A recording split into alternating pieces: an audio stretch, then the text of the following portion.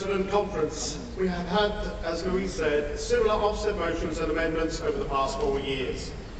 They have all been passed unanimously, no dissent at all. However, this is the amount that has actually been written or said about our opposition to Ofsted. Absolutely nothing. We even have the ridiculous situation of an NEP spokesperson saying that Ofsted was useful in certain circumstances. This could be a misquote, but if it is true, it is 180 degrees away from union policy. Ofsted portrays itself as scientific and objectives.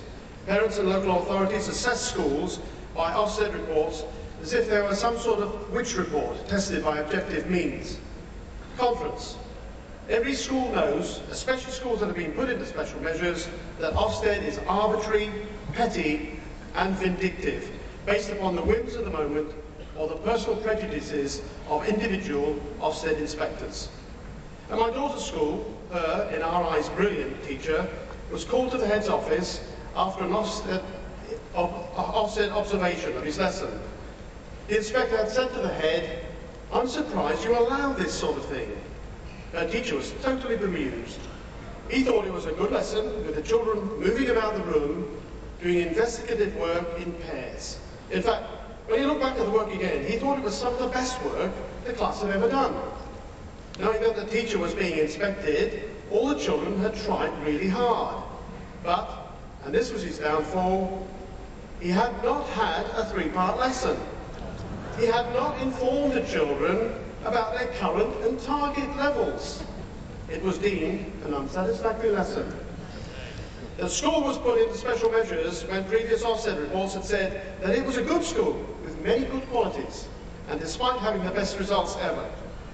The teacher decided he had enough and went on to part-time teaching.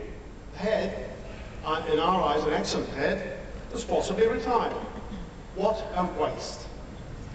There are plenty of stories out there. The one about the teacher who had to cope with a wasp nest at the edge of a playground. She led the children back into the school without hysteria.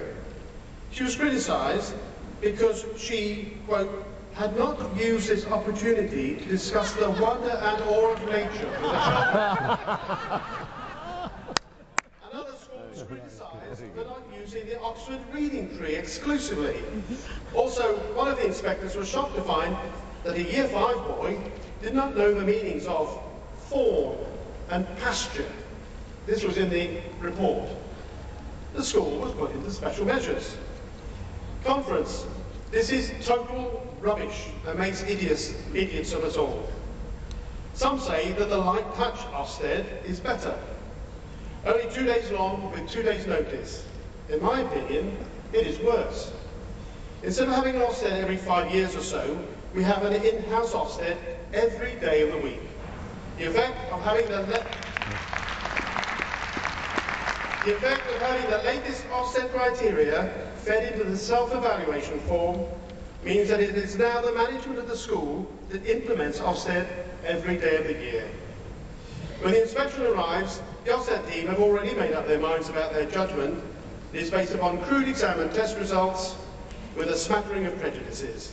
They do not have time for anything else. Conference. Ofsted is not scientific and objective. Let's start a campaign of protest against Ofsted. Let's ridicule them. Let's have union spokespeople condemning Ofsted instead of saying it might be useful. Ofsted is the cattle prod to make us all conform. Let's have at least one article critical of Ofsted in the next edition of Teacher. And Conference, let's not have the necessity of putting the same motion and amendments next year. I say.